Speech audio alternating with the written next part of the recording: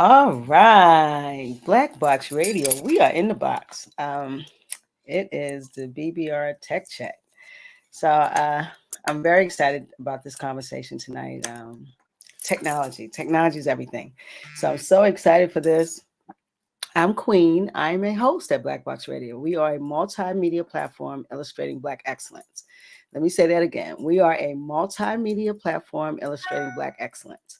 We talk Black, we be Black. We have a lot of conversations 7, 8 times a month about just living in America, just things that information that will make the community better.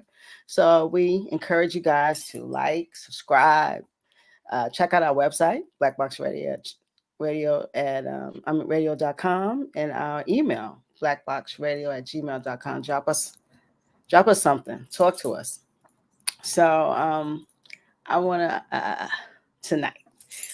It is important. Technology is everything. So I am really kind of excited about this conversation because I'm using technology. I'm starting a program that's surrounded around technology. So I know that the Black community have to have access to technology. So tonight we have a the digital equity coordinator at the Office of Broadband and Digital Equity, William Honablew Jr. Say hi to the people, William. Hello, everybody out there, internet land, or should I say greetings and salutations. Thank you Wow, for having me on, Queen. I appreciate you. This is a really important conversation. it I'm is. looking forward to having a discussion with you. Absolutely. I love your radio voice. It is beautiful. So yeah, this is so important, so important. So I want to kind of break it down to the down because a lot of times what it is we don't understand what these words mean. So this is what we're doing. We're here to present information. So we're Hmm. going to break it down to the downtown. But I really want you to first tell us who you are. How did you get to this office? And, tell them how heavy you are so folks will know you know what you're talking about. So drop it on them, William. I appreciate that. So my name is William Honablew Jr. As was mentioned before, I'm the digital equity coordinator for Baltimore City's Office of Broadband and Digital Equity under the Office of Information Technology. Wow. A lot of words that just boil down to meaning that we help people bridge the digital divide. The digital divide is a big deal in Baltimore City. There are thousands of people who do not have access to affordable healthcare. I mean, affordable broadband, high quality interactions, devices that actually work. And the reason that it's healthcare is on my mind is that today we were in another event. We were talking about the intersectionality between technology and health. Yeah.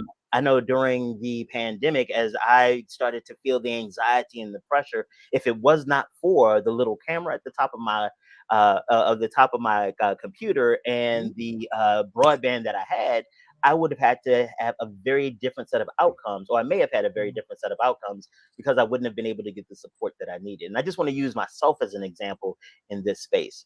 Where we are now when it comes to broadband and technology, it is exceptionally important. It is the new educational model. It is the new wealth. It is all of the divides that will continue to separate the haves from the have-nots. Okay. And so, just a little bit more about me because I wanted to set the context because I think it's really important that, like you said before, a lot of times when we start talking about the digital divide and these types of things, we talk about it very colloquially.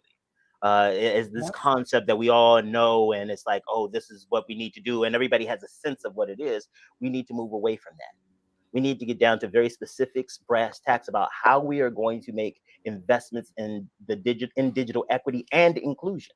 So Hmm. yeah, I'm looking forward to talking about it. And well, you know how I am. If I start getting on a win, just call me back. Tell me time out, because I get riled up about this stuff. Yeah, I mean, this is something to be round out about because you know what? We missed a lot. Black people tend to miss these new things that come through society or that's introduced to society. We tend to miss it and Mhm. get on at the end or get on through the middle when it's already past us.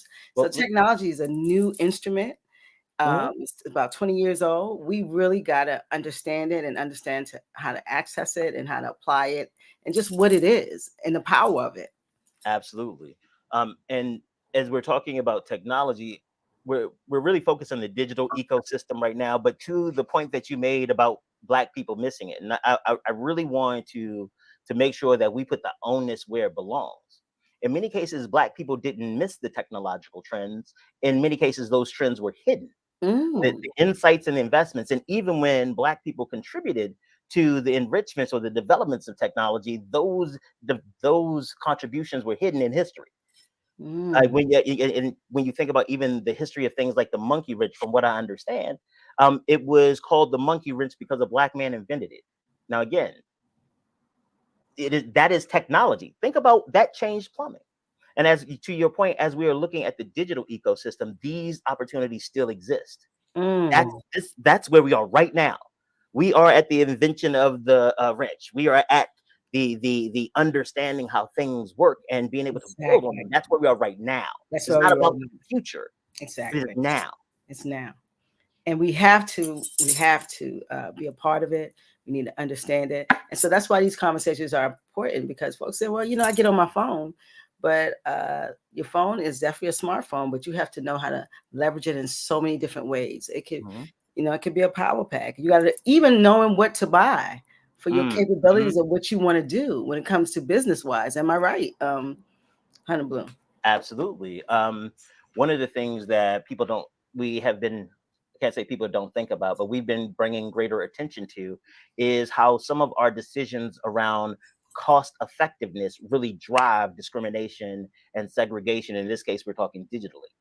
When you think about the devices that many people have access to, and the data is very readily available, you'll see that the majority of people have access to smart devices. That is the primary mechanism that they use to access the internet and information. Yeah. But what you will notice is that as the person you're talking about gets poorer, their dependence on the cell phone gets higher. What you don't, I've in our travels around the city and trying to bring community members and share resources and things like that, I have found that there are people who have never used a computer in any meaningful way and didn't realize that there are certain websites you just won't be able to visit because your handheld device, unless you have those $2,000, $3,000, $4,000 ones, does not have the ability, the requirements to access those websites. Yep. Only for desktops. Exactly. So if we are saying, hey, the most cost-effective way is let's give poor people or disabled people or seniors cell phones because it's easy, it's cute, they can get on Facebook. What we have said is through a policy decision that we are locking them out of a whole portion of the internet. So digital equity has to start with access. So if you have no access, you definitely are inequitable. Absolutely. As we are looking at our goals and how we are moving forward, one of the first places we start, and to the credit of the federal government, when it became clear about how bad it was and how great the gulf between the haves and the have-nots were when COVID first hit, that's where they poured a lot of money. But because a lot of people at the policy level want to see things, you got to be able to measure it and touch it. So they invested in broadband because they said, absolutely, we have to focus on access. Yeah. We are doing a lot right now to help people access broadband. So we're working in one of our longer term plans, because let me say this as well, before I get into what the plans are. We need to make sure that as we are talking about investing in the digital infrastructure, that we invest in 3 different time frames. We invest short term to get those wins and it's kind of like triage. If somebody's bleeding, let's get a bandage on it, let's sew it up real quick. Those are our short wins, short term. But then we need to think about the intermediate term because we want to get to the long term. Sure. And each of our investments today needs to take each one of those 3 considerations or 3 time frames into consideration. Because if we focus on getting everybody right now broadband, with Moore's law, it says that the components on a microchip will double every 18 months, which means that by the time you get your technology, you won't have enough bandwidth. You use it for a little while, and next thing you know, it's time to upgrade. And a lot of this, some of this is marketing. There are companies out there that keep it alive just long enough for you to get ready to get another one. Yes. But some of this is just the reality of how quickly technology is moving. And absolutely.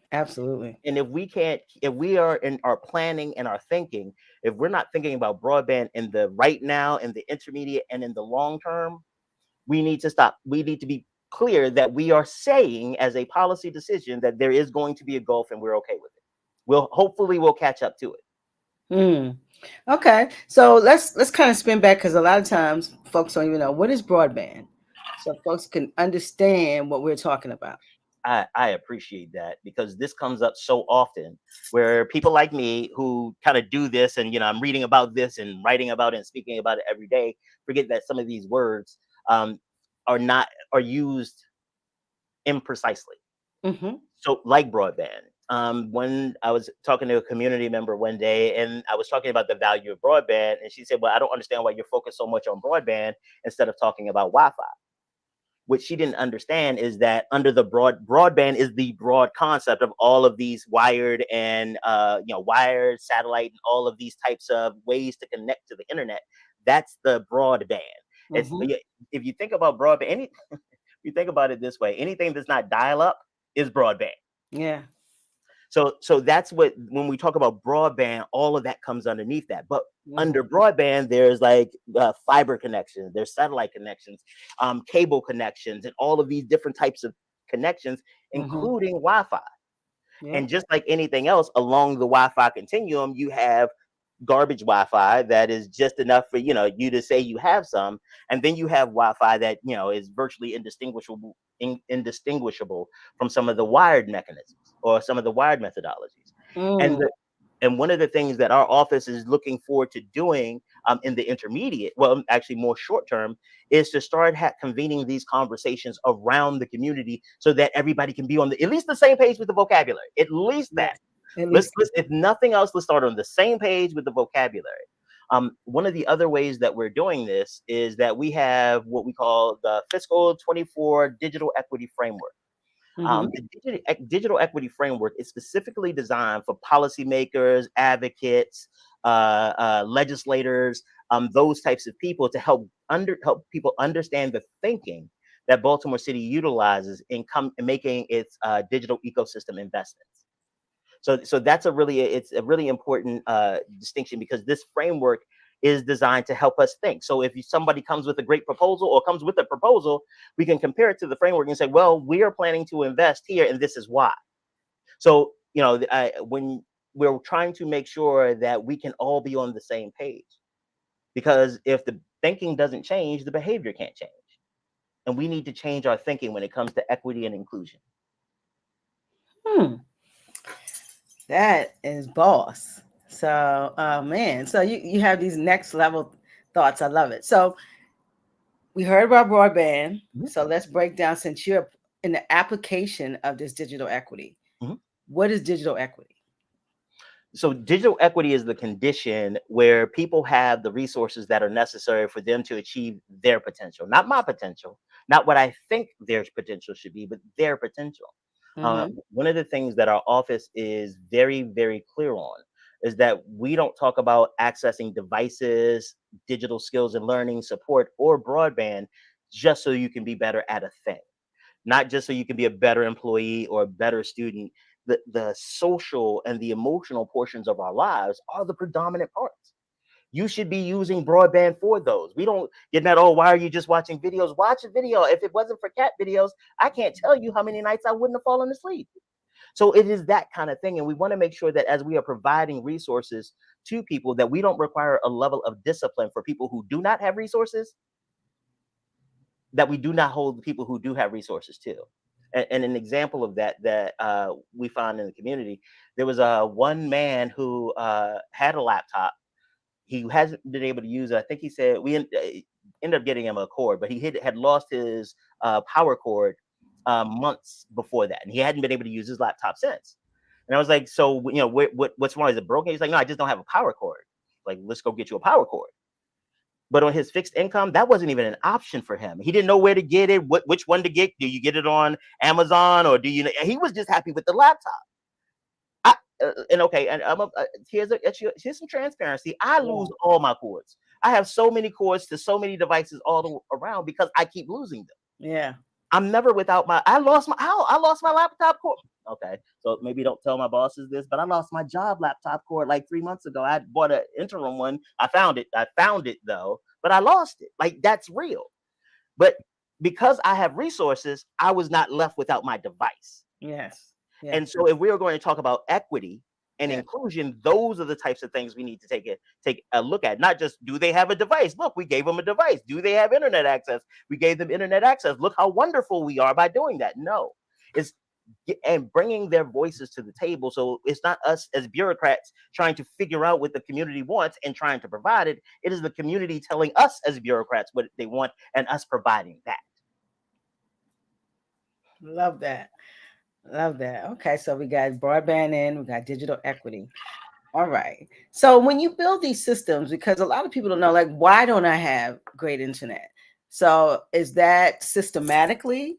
Is that is someone lay the satellites are in certain areas? Why don't, if I'm in the same ecosystem as most of these people, why is my internet so shitty, with the lack of words? And then I go to No, I like the word Colombia. shitty. No, I like the word shitty. It's okay. Shitty's Um, okay. Okay. And then when I Shitty's go to okay. Colombia, I jump right on. It's all good. I never buff. No So buffers. So tell me about that. the reason that one of the reasons that it is like that is that it is so confusing to measure any of this. A lot of these metrics are not standardized across boards, and it's kind of like, let's think about it this way. Mm. Um, when you go to certain stores, let me see. I'm trying to get in a metaphor that works. You know, I don't want to be halfway in the metaphor and be like, oh, this works, got to abandon and start over. Well, let's just talk about the actual the physics of it first. Some of the connection to broadband has to do with line of sight in the buildings or trees or things that are in the direct way between the access point and your device. So if you think about it like this, it's kind of if you think about it, oh, imagine the information that you want to send as a car. I mean, it's information you put it in a car and it drives to the other phone and it comes out on the other phone. So it depends on how fast the phone you're using or the car you have in that thing goes. So if you have like my 1986 Chevy Chevette, you're not going that fast. But Mhm. if you have the brand new Tesla, you may be driving through very quickly. So it has to do with the speed of your device. So that's one thing. The other thing Okay. that it has to do is I was talking about the direction, what type of wired internet, well, what type of connection you have.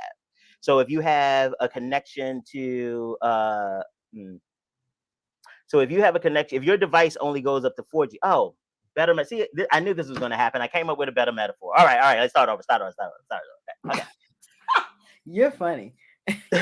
So imagine the information. Okay, this works so much better. Imagine the information is water going through a pipe.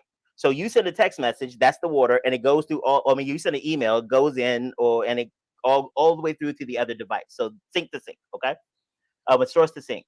And so what happens is, just like water, it depends on how thick the pipe is.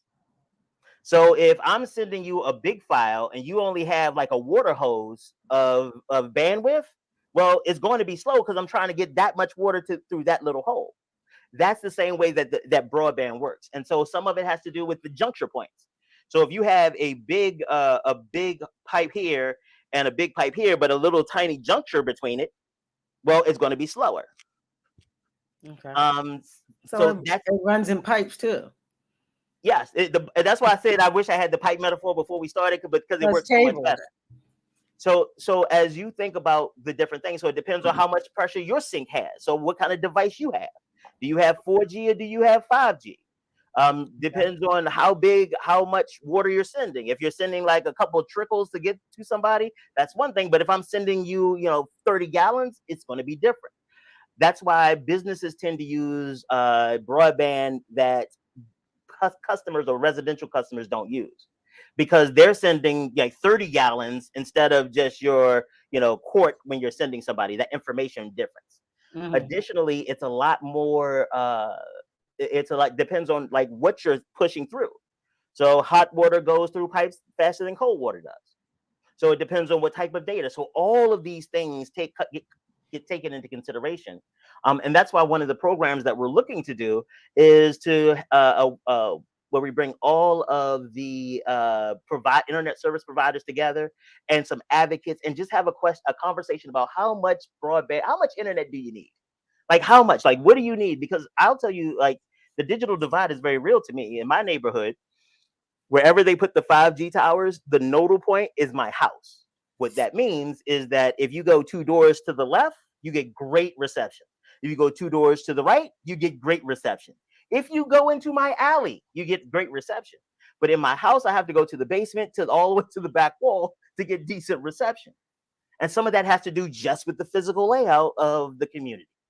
So that's Mm. it, and that's why we need to have more of these conversations. And I'm so grateful for you for elevating this, because this is the type of stuff that people need to understand. And what happens to you, to the point you made earlier about information being kept from us, and us not being able to see it. This is the stuff that people aren't talking about. So again, just big shout out for elevating this for the community. Yeah. This is a great conversation because we need to know exactly what all of these things are. So once you understand what they are, you can start to access and Hmm. understand. Like, you can have a smartphone, but you need a desktop at some Yes. point. And you need to have more than a laptop, more than a mobile Hmm. system. You need to And have mhm. a desktop system. You may Uh, also need and the other part too is that tablets are depending on what tablet you have, and that's the thing about tablets. They are part computer, part smartphone, and so people think that if they have a smartphone and then they get a tablet, that it's an automatic upgrade because it's size and they have the same operating system.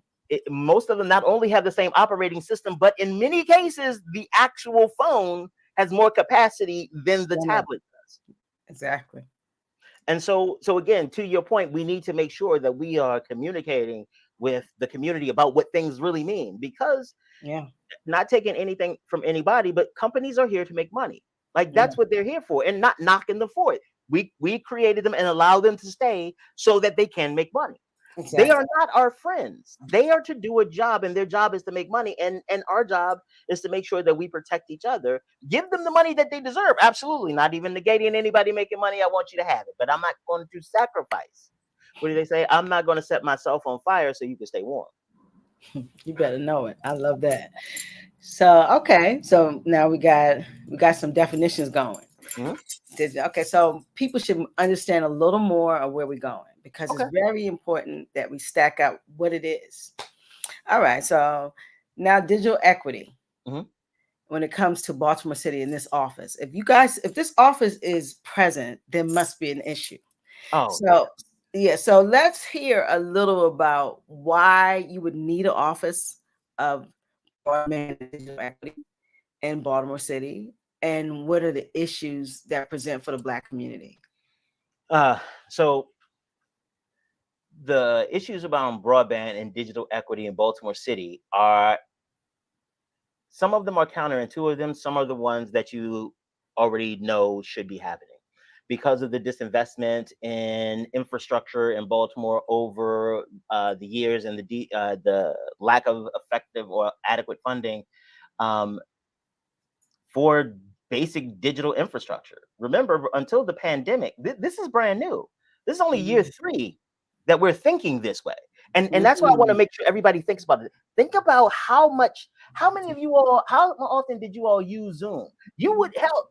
Watch this, Queen. If we had done this in 2019, I don't know if all these people would have seen. Why? Because we weren't there. That wasn't part of the consciousness. Everybody was out happy hour and seeing each other in person.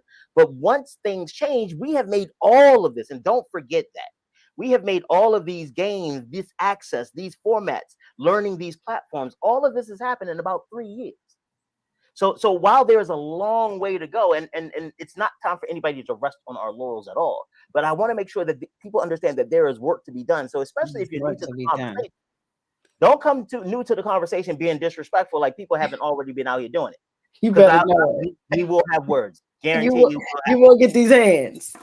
not the hands, but you'll get the words. Oh, you And, won't get and, the and, hands. and either way, you will be blessed. Wow. Either way, I love that. But like we need to understand that there's a lot of work to be done, and A this is the lot of type work. of speed we need to be on. And Absolutely. so specifically, and so one of the ways that we are addressing, and I mentioned the framework before, one of the things that we call out in the framework, the framework is available right now on our website, and I'll show you What's the the website? uh you know what? I'll drop it in, and I'll drop it in the chat. Okay. And while you and I are talking, yep, I lost it because of course I did. Because of course I did. Because of course I did. All right. So one of the things we did with the framework is um, big ups to the interim director of our office, Kenya Osley, and Taylor Carter DeSantos, the deputy director of our office. They have been very, very clear that if we're going to talk about equity, we're going to talk about it in a meaningful way.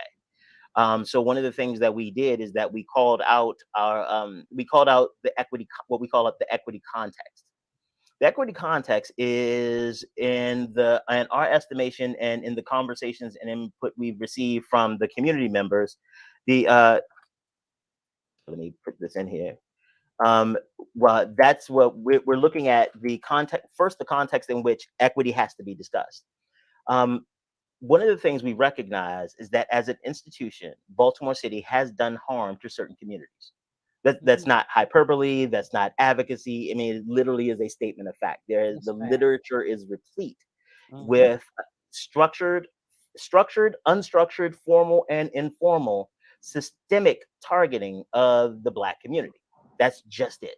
That's just it. And so one of the things that we call out in our framework is that race is the context in which the conversation around digital equity and inclusion have to happen. Mm. If you are coming to the table and you are not comfortable having a conversation about race, an honest one, or at least wanting to be educated about race and racial issues, particularly in Baltimore, this probably won't go that well for you. Mm.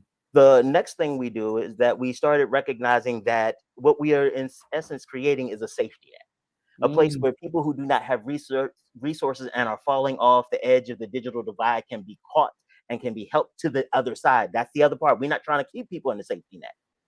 We want to. This is a place where, just like a trapeze artist, this is a place you hit and we get you back to the other side. The Mm. object is always to get them to the other side. Got it. And so the strength of the safety net is measured in how many people are we going to have to help get to the other side. The gaps in the safety net need to be measured by how the most vulnerable among us hit the safety net. When you look at the data says that unless you are a white man, if you add having a disability to any other set of demographics, your digital index score will go down. Research says that no matter what your demographic is, if you add being over 65 to it, your digital index score will go down. We look to think through about the homeless population, and we look for data on them, but we found out that nobody even asked the question about in a meaningful way and not in a structured research way about how the divide affects, or digital equity issues affect the homeless or unstably housed. And Mm. so we have decided that those are going to be the three anchor populations Mm-hmm. that our efforts revolve around. Um, and when I say that, I again want to make sure I am clear. The only way to make up for discrimination, the only way to ensure equity is to put power and efficiency and profit to the side. The only way. The only way, because if you're focused on power, the people who need help don't have it. So they're Mm. not relevant to the conversation. If you're focused on efficiency, they don't have the resources to keep up. So they are never going to be part of the situation. And if you're Absolutely. focused on profit, the only way to profit from them is to exploit them. So they'll never be part of the they won't ever be part of the order or the menu. They'll just be the dish brought to the table. Mm. Wow. That's that's it right there. that that is it right there. Wow. Okay. So when you guys in the community and per se, are you having talks to the community? A lot of times, we want to set up all these frameworks around helping folks, but we don't particularly know what folks need. So is that something that the office is doing on a regular basis, or? Oh, absolutely. Because Excellent. that's one of the things, and again, big up to the big boss, Kenya Osley. She has been actively engaged in working with communities for the last 20, 25 years. She's the person that nonprofit organizations, grassroots organizations, when they need help, they call her. Mm. When before she a few roles with city government, actually before she came to this role, she was Hmm. responsible for coordinating the grant team that won the $1 billion grant to redo the entire city's water infrastructure. So she's been in the community, and through that process, it was a lot of community meetings. It was a lot of engagement. So what we're doing now is we have our email list, we send it out to everybody, and we invite them to invite us to any of their meetings. We will show up at a meeting, virtual or in person. We'll bring flyers, we'll answer questions, and we're flexible enough. We've gone to some meetings where other guests haven't shown up, and we had the entire time. And we've been to other meetings where there was a pressing issue or issues ahead of us, and we got 5 minutes. We just want to be there. We just want to have conversations. And even better, this is one of the things that I get excited about when we are in the community, because guess what happens? I get to connect the partners that are in the suites with the people in the streets. I get to make sure that the people get to know who they can refer to. I've hooked a number of people up with Empower. Empower is one of our great partners. They do testing, not testing, but training for like fixing devices, fixing computers and cell phones and things like that, so people can make money.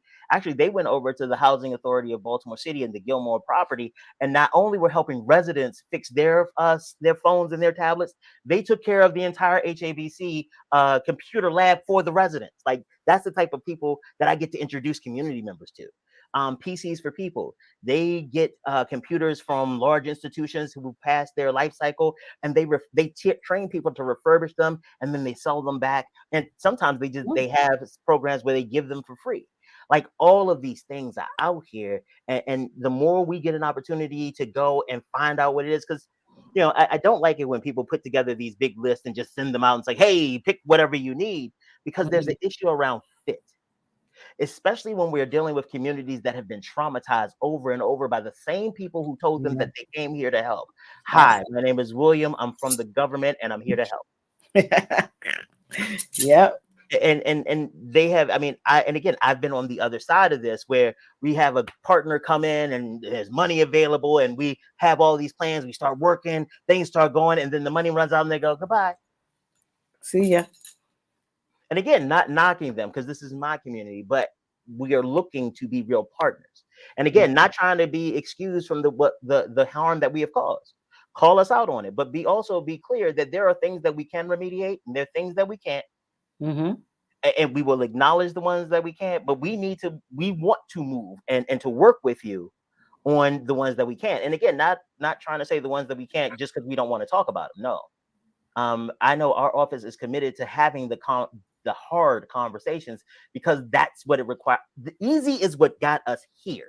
Look around. This is easy. When we play nice and people feel good, and we don't call out the microaggressions, and the macroaggressions, and all of them, we end up here. We end up in a situation where you have people who have to choose between broadband and medicine.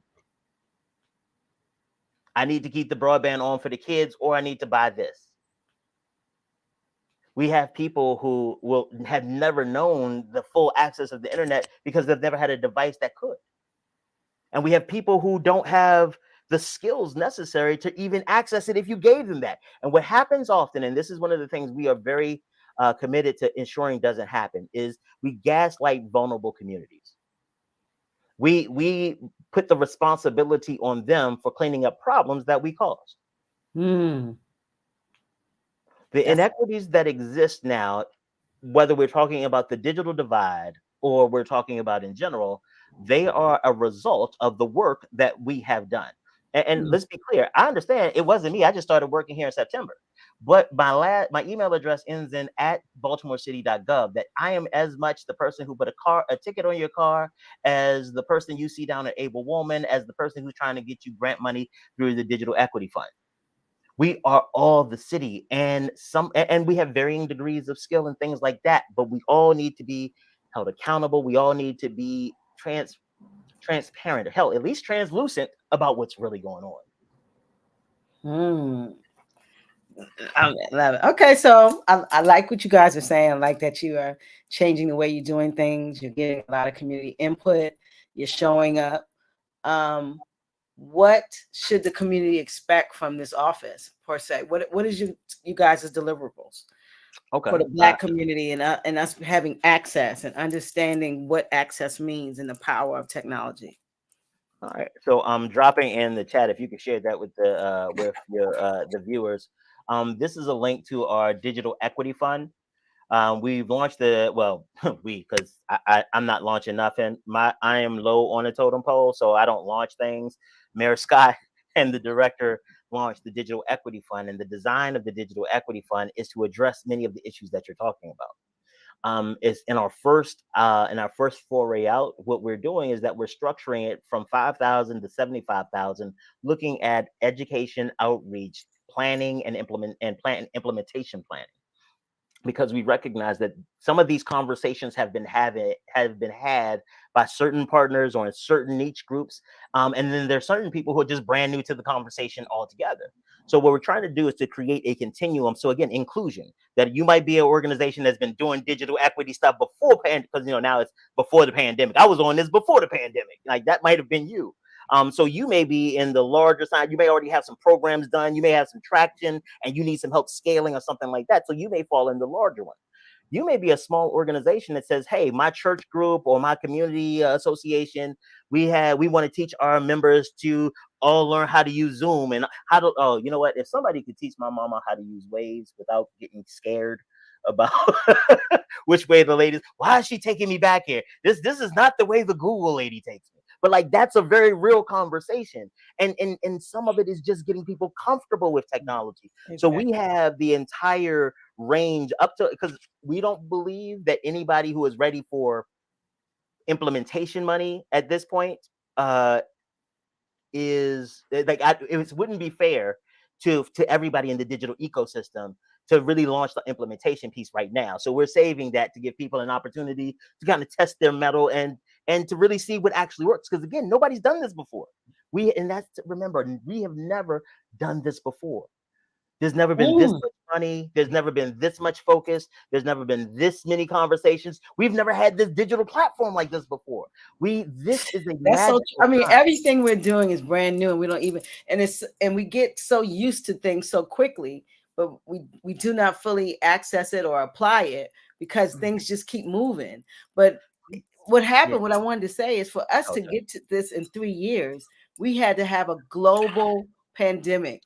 People had to die. Chaos had to be in the streets. They had to be befuddled, not knowing what to do next. That is the only way we got this huge shift. Actually, I'm going to tell you, all of that is true, but I'm going to tell you the thing that it all rolls up to why we got the shift. Because here's the thing. I've seen the powerful watch people die before. I've seen think about it. H1N1. There were people that were very helpful, but it was mainly community folks. Like a lot of people was like, "Oh, everything will be okay." Hell, even in COVID, you saw that. But when you started messing with the money, all of a sudden, when people couldn't produce for work, when kids couldn't go to school, oh wait, we got to do something. Whoa. You're messing up the church's money, amen? No, sir. That cash, I like that.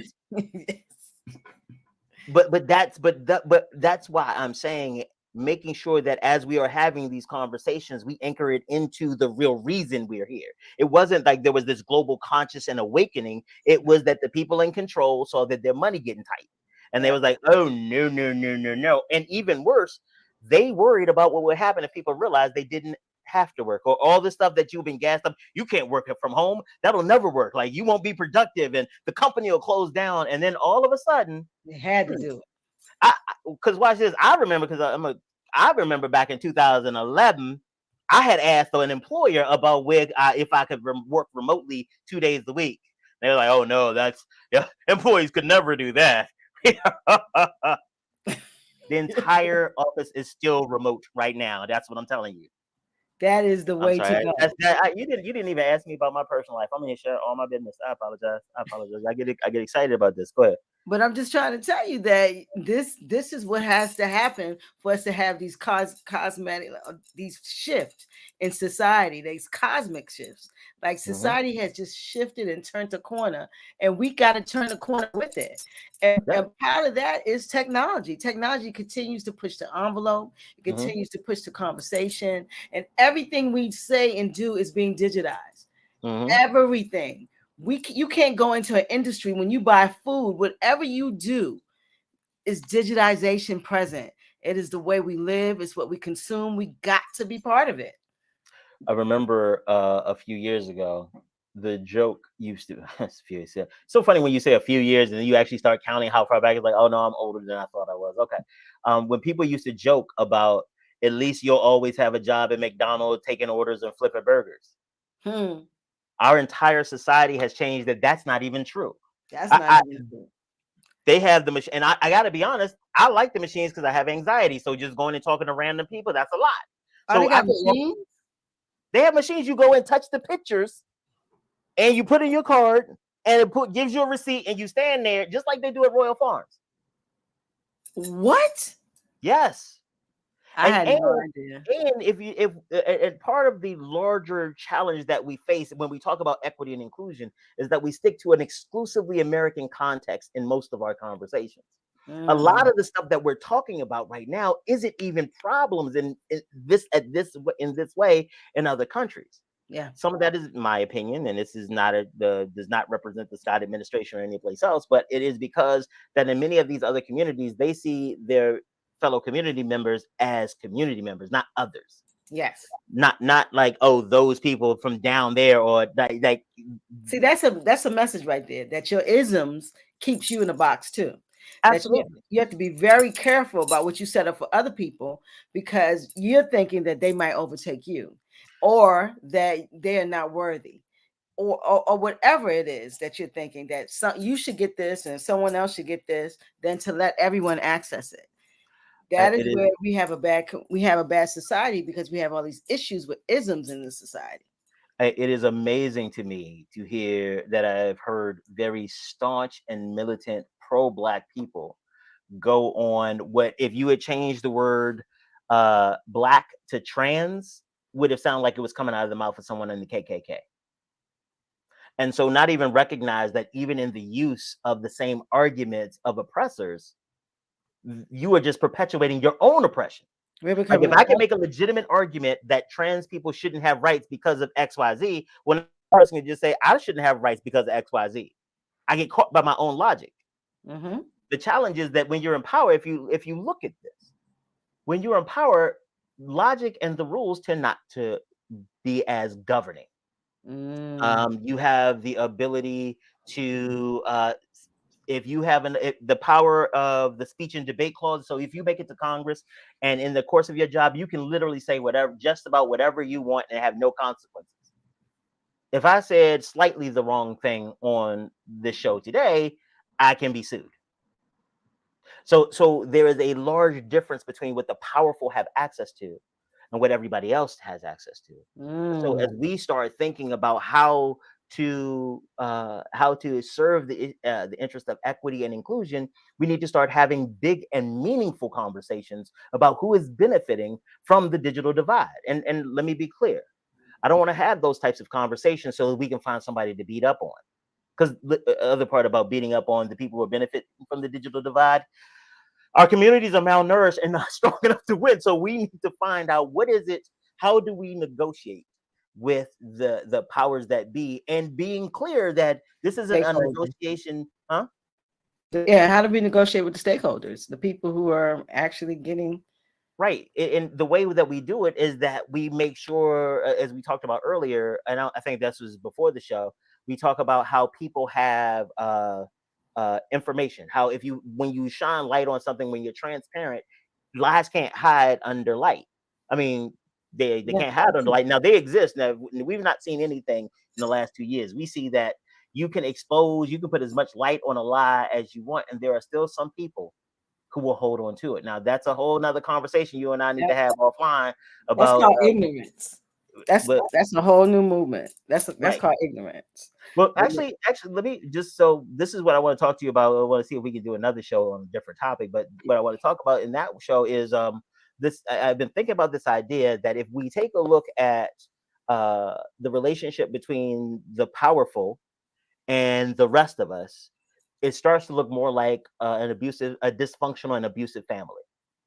We look at what the powerful does, what they do to everybody else.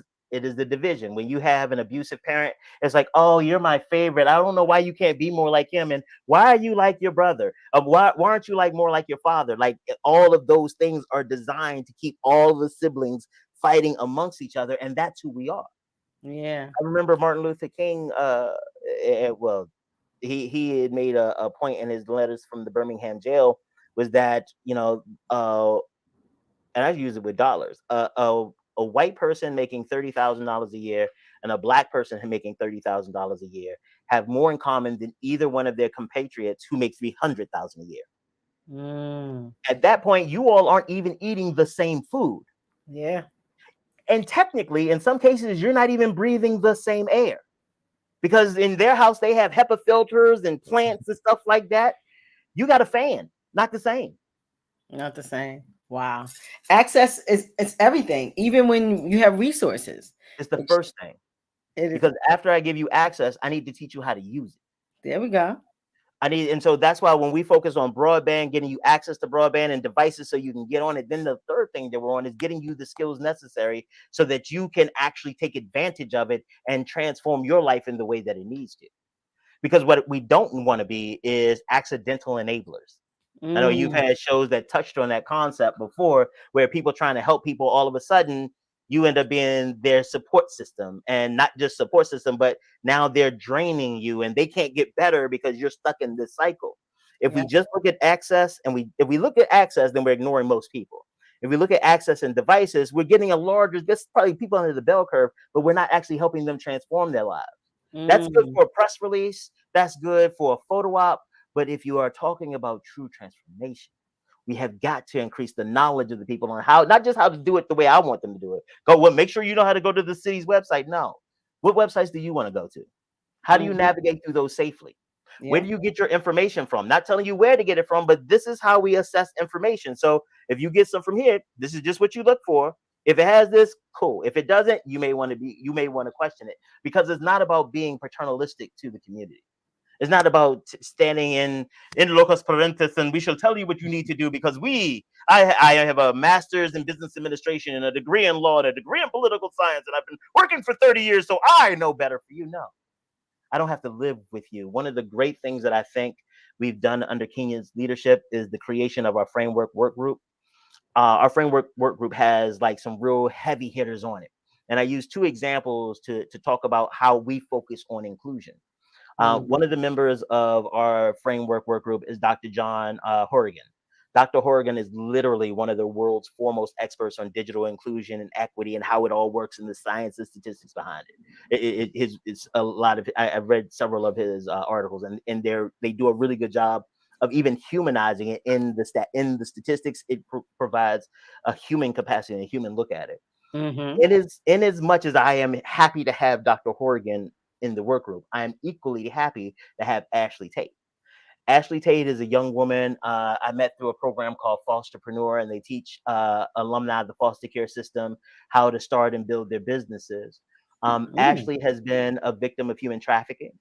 She is a victim of domestic violence and abuse. She has been homeless. She has 3 kids, and one of their fathers have passed away. Wow. You know what else Ashley did? She took her cell phone and wrote her first 3 books of her healing journey and sold them. Ashley worked her way out of poverty, starting with that cell phone. It is as important for us as we talk about how do we bridge and close the digital divide, that we have Dr. Horrigan and we have Ashley in this conversation, because Ashley did it. Ashley is what we're talking about.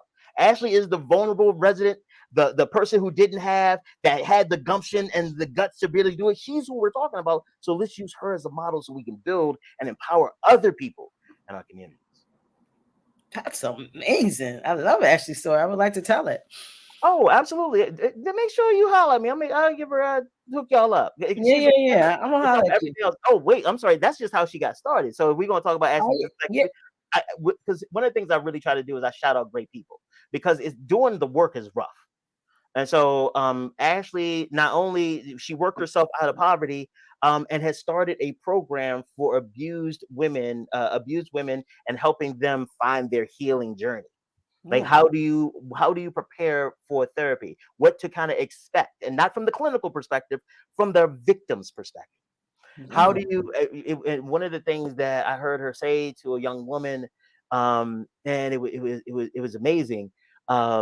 the woman was talking about how it was conversation about children and stuff like that, and she was talking about how um, the the way she described the circumstances of her child's conception, she said it was rough.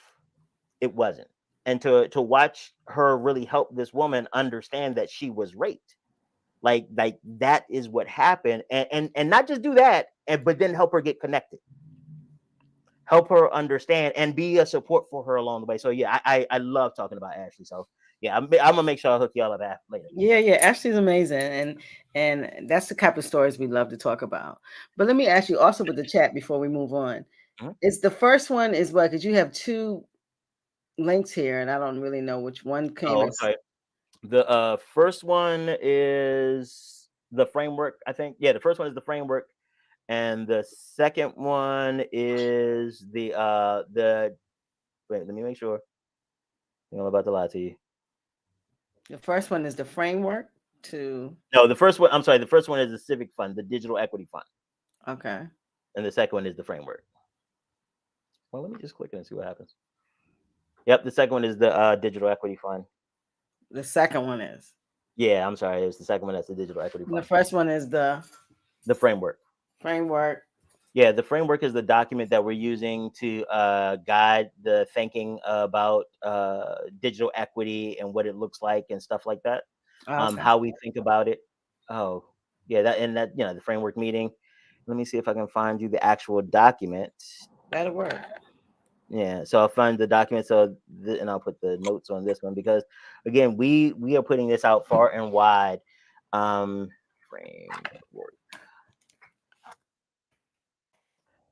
So that's the framework. The first one is the framework meeting. The other one is the grant. Yeah, Okay. So that's what I wanted to know. All yeah. The right. second one.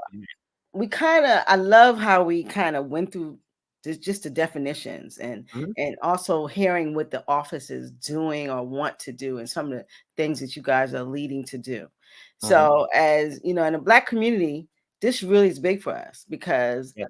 we have to be present to technology. It is moving so fast. We don't have time to think about it. You just got to be about it. Mhm, And trust me, it will enrich your life. But and also we got to kind of know what's your detriment to it too. mhm, It has some things that it could be addictive in a lot of ways. mhm. The access can almost be unquenchable. You want to know everything. Well, as we've been looking at to that point, Mhm. that's one of the things that we're trying to do when it comes to digital learning standards and stuff like that. How do you engage the internet in a healthy way? Because what we're also finding is that kind of the chicken or the egg, what came first. Mhm. The issue is that a lot of the times the addiction that people are demonstrating when it comes to the internet, like there's a new diagnosis called nomophobia, something like that. I can't remember how it's structured, but there is now a classification for people who are afraid to be without their devices or that kind of connectivity. The thing that I want us to think about as we're looking at that, not that is the addiction is the problem, it is the fact that we live lives that require us to be addicted to make it through. When we think about the best example for this, for me, is that during the pandemic when everything was closed, one Mhm. of the hospitals were still open, restaurants were still open, cleaners were still. At first, our cleaners like, oh no, that makes perfect sense, because you want to get your clothes clean, and they do it professionally, and they got chemicals. But one of them that a lot of people had questions about were liquor stores. Why were liquor stores still opening? If anyone has ever worked with an individual who is trying to get over alcoholism, you know that in many cases, the withdrawals from alcohol addiction will end you up in the hospital and can be terminal. And so, Mm. in leaving the liquor stores open, it was a tacit admission that we understand that we have a society where we're comfortable that we have functional alcoholics. And when we need to save our healthcare system, we just make sure that they can stay getting drunk. And Wow. again, not that it was the wrong thing to do, because had they closed the liquor stores, our hospitals would have been even more overwhelmed, and it would have come to a grinding halt. So it was the right thing to do, but let's talk about why we're there. How many of us live. And when we're talking, and let me put this into context back, I don't want y'all to think I'm just going off on the deep end a little bit, but as we talk about the utilization and the integration of technology into people's lives, let's talk about it. Let's talk about how to make it better, not just make them more efficient. How do we use technology to help people gain peace, Mm-hmm. security? Not just how do we make more money? What's the next NFT, or what's the next clubhouse, or what's the next? What about right now? How does the internet, how do our devices, how do our digital knowledge and the ongoing support, how do they lead to a place where we are more connected with each other, where we see value and respect the humanness that people bring to the table, and not just the profit? That's Hmm. what we're trying to do. And listen, that's the way to do it. And what I do like is you guys are at, this is like the inaugural. You're still building, you're still finding your capacity, Yep. you're still cleaning up your mistakes, because this is all very new. Yep. That's why we have to keep this conversation going. It's because if the framework is being built now, if Hmm. our voice isn't there, then we're forgotten. And please, whether you need to send an email, a text message, we have a form and everything. Please go on in, because if we miss something, this is the opportunity to let us know. And what we're doing is that we're going to capture all of the feedback and add it to the framework, so people understand what the residents and the citizens of Baltimore said that they wanted. Like, this wasn't just some stuff we sat in a room, came up with, and said this is what we're going to do. This is something where we had deep and meaningful community involvement and engagement. Love it. Love that. Because that's what it's going to take. But Hmm. also, we cannot, a lot of times I think life for Black people is different than Hmm. anyone. Just trying to get through life, live to our full selves in life. Hmm. Our focus sometimes stays very directed, and we Surviving. feel we don't have time for these things. But all of that makes our lives richer and Mhm. more sometimes easier, because the less you know about technology, as we move towards this technology age, you become a dinosaur. Don't do it to yourself. Let me tell you about the impact of technology and learning about it. I started a role, and there was this task that you had to go through this spreadsheet that wasn't formally, well, they wanted you to print it out and then go one by one and add up all the stuff and tell you who is that. The first time I tried to do it, and it was for about 200 people, it literally took me about 12 to 14 hours. Wow. Once I learned how to write a macro, 2 hours. It's just knowing how to use it and apply it. It literally saved me 10 to 12 hours in my work week. Don't get it twisted. There was a period of time where I was doing that damn 12-hour exercise and learning how to write a macro. So Mm. that's, I think, one of the big things that we don't take, to your point about not having the additional time and resources and being so in It's going to be a survival. level of sacrifice. Greatness doesn't start without sacrifice, I don't But think. no, but let's not honor the predator. Let's not honor the oppressor, because this is Mm, a systemic issue. Why do you only have to survive? Like, you work hard enough mm. that this work shouldn't just be keeping your bills paid. You know what I mean? Like, how is it that they did a report recently, talking about equity and inclusion, that there is no place in the United States where a person can afford to live by themselves on a minimum wage salary? There's no state in the United States where that is the case. That's So that's how is the minimum wage minimum? Thank you. That's sad. And again, this is outside the office of Baltimore. I should probably change my background. This is your fault. You got me started. And now, okay, I got to calm back. It's not my fault, but Calm back down, listen, 'cause I you gotta. preaching, and that's the truth. Is that we have these the system causes these unrealistic situations for people, and it's intentional. And Yes. so once it's intentional, then we have to plan our way out of it, because this is something that's intentionally put in front of you. These are things that are intentionally put around you, so you cannot scale. You cannot pay attention to what's going on around you. We got to see this, And and foresee it, and address and one it. one of the ways that oppressed people stay oppressed is by the number of oppressive activities hitting you simultaneously. Absolutely. So That's why I we're know there. there are a lot of community members and a lot of my friends who, like, everything is going, like you struggle, you get this going, it's going, and then boom, something Boom. totally unrelated. Yep. But it was one of those things that I've seen a few cases where the thing that went wrong was because you were investing so much time to get this right. And the thing Mm, is that we end up blaming the people for it when you can't budget your way out of not enough money. that's true. You can't Man, save your way out of it because you still have to survive.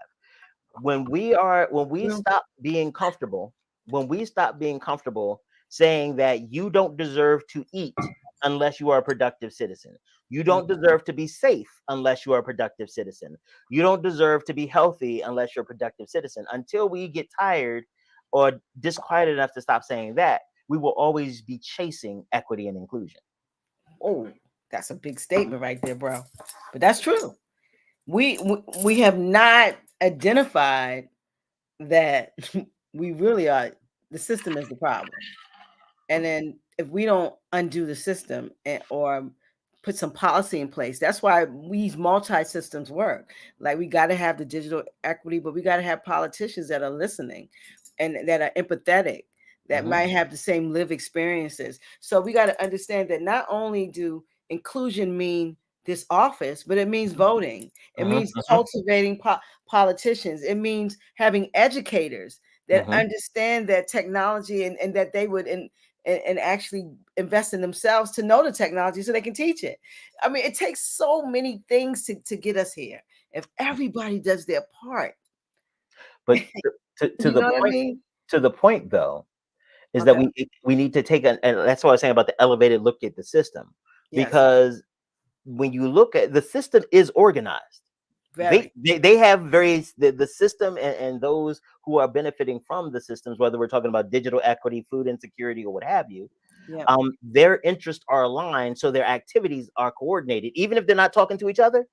If you and I both want to go grab half and half, and we know where the best pawns are, we're going to end up at the same place. Maybe not Yeah. even at the same time, but we're going to end up at the same place. Yeah. And, but the difference is that the rest of us are left so often scrambling for survival So vulnerable. Yeah. that we don't have time to to focus on anything but making it through. That's it. Making it through in two issues, unless I got kids, and then I only got one issue. Like we don't have the bandwidth, and what happens Absolutely. is it used when I do consulting with small businesses in another part of life. One of the things that I tell them is that they and Jeff Bezos have to make the same number of decisions. The difference Oh, is that Jeff Bezos has 30 people for every decision. You have to figure all that stuff out on your own. Same thing is that we're trying to change in the digital ecosystem. You shouldn't have to be alone. We mm, should be able to create, the government is in a position to create a platform and a process through which people can collaborate, work together, share information, and grow the experience and transform the lives of the people in the digital divide, where they're not stuck there because we only built the safety net to catch them. We didn't build a mechanism to pull them back out on the other side.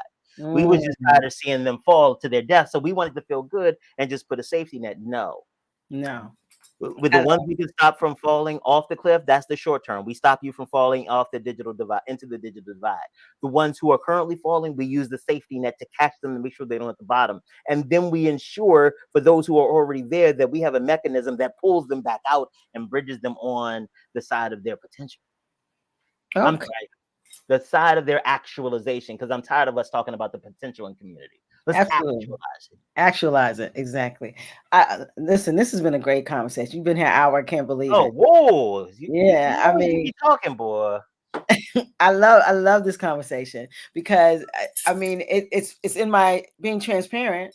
I'm starting a program about technology with young Mhm. people, and so because I understand from doing Black Box Radio how important it is for you to understand technology, and with technology, this you can continue to applicate.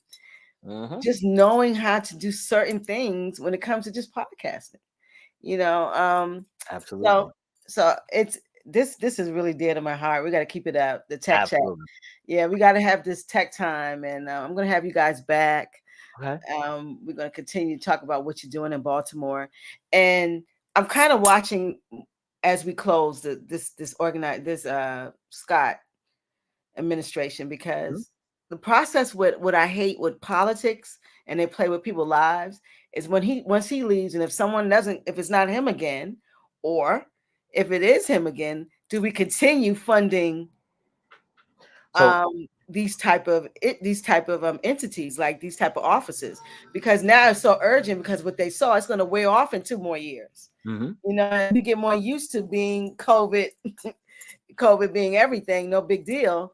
Then are we going to still realize that we got to continue this so process? the one thing to that point, and I know we got to go, and this is how it always happens with us. There's always one more thing to say, just real quick. Let me say this Last more thing. But that's why it's important that we do this now. Yes. Because again, Mayor Scott has been a great supporter. He's meeting with Kenya and the rest of the team on a regular basis, making sure that he understands the issues and stuff like that. So I appreciate that.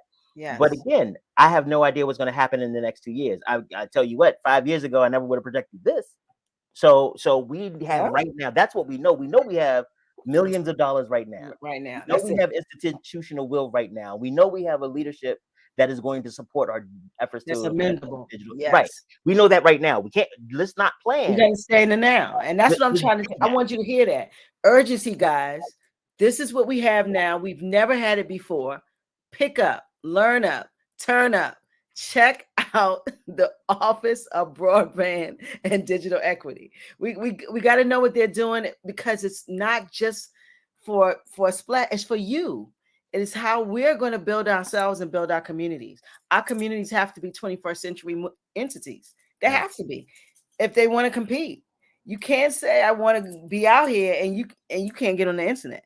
You can't fully get on certain websites. Nah. Honestly, if you don't have the right change, you can't even get on the bus without your phone. You better know it. You better know it. So, Brother Honablew, I so appreciate your genius, your your candor, always the blunt. Put it out there. I love that. And you know what? When I hear you talk, I hear your heart. And so I'm so appreciative that not only do you work in a situation where you can really change outcomes, I hear your heart, you know, and that's important. And we got to have those type of people in place. Gatekeepers are important, and they're important to be Black. So that's what I'm gonna say on that. Now I need you to leave a jewel with the people. You were wonderful. I love this dialogue. Leave Honablew's jewel, and let's get about you. I'll tell you what I'm grateful for. I am grateful for opportunities for peace. Yeah. Just for the opportunities for peace. Everything, life can be chaotic, life can be hostile, and the circumstances in our capitalistic society, seeing inequity and things around us, it's rough. So for you, I wish you peace. Peace. That's what's up. I love that. That's beautiful. Listen, you guys have a open door policy at Black Box Radio. We are so appreciative for you guys coming on and laying all of this knowledge on the people. Knowledge is power. Community that has information is vital, has vitality. It is very important that you have information, and not only that, apply the information. You know, access is great, but application is where it's all at. You know what I'm saying? So listen, we are up out here, Black Boxes. Thank you for tonight. Let's get these deuces. We boxed up and out. Can I get the deuces? There it is. Don't go nowhere, Honablew. Good night, Black Boxes.